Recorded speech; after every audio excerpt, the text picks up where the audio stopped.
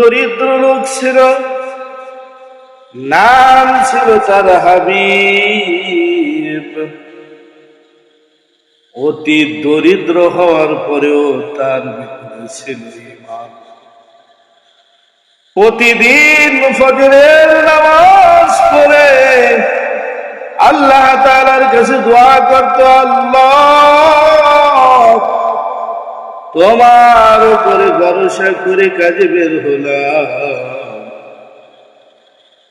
একদিন তার স্ত্রী হাবিবের কাছে অভিযোগ দিল, হাবিব ঘরের মধ্যে খাবারের কোনো কিছু নাই, বাচ্চাদেরকে আজকে কি খাওয়াবো?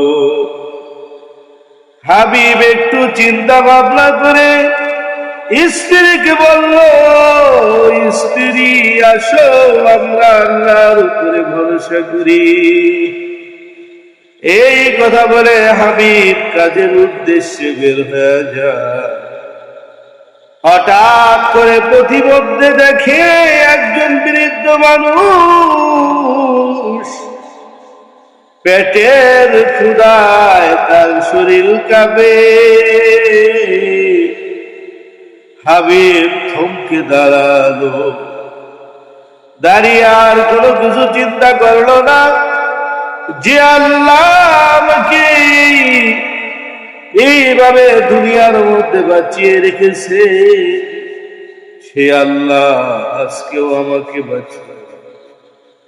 এই জন্য সে যে খাবারটা নিয়ে বের হয়েছিল, একটা রুটি, এই রুটিটা ওই বৃদ্ধ ব্যক্তিকে দিয়ে তিনি চলে গেলেন। সারাদিন কোনো কাজের ব্যবস্থা হয় নাই। সন্ধ্যাবেলা